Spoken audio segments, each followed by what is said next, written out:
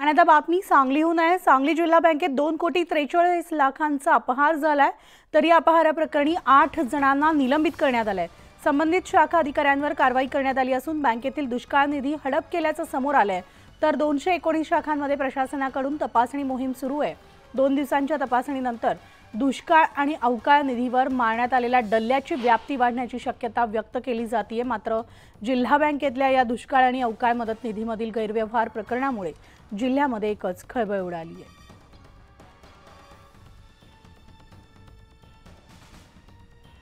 तर आमचे प्रतिनिधी आसिफ मुर्सल आपल्यासोबत आहेत। आसिफ, अतिशय धक्कादायक बातमी सांगलीतनं ही समोर येतेय। बँकेतील दुष्काळ निधीच हडप केल्याचं समोर आलंय। काय अपडेट्स मिळतात? मनाली, आपण म्हणतोय बरोबर आहे की दुष्काळ निधीवर कर्मचाऱ्यांनी डल्ला मारला आहे। केंद्र शासन आणि राज्य शासनाकडून वेगवेगळ्या शेतकऱ्यांसाठी स्कीमा राबवल्या जातात।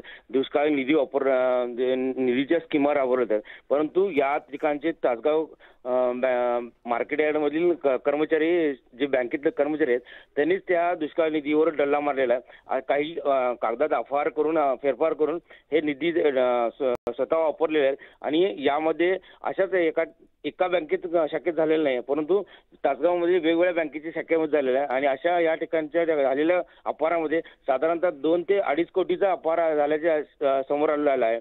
आणि यामुळे 8 कर्मचाऱ्यांना बँकेने निलंबित केलेलं आहे। मनाली, धन्यवाद आसिफ या सविस्तर माहितीसाठी।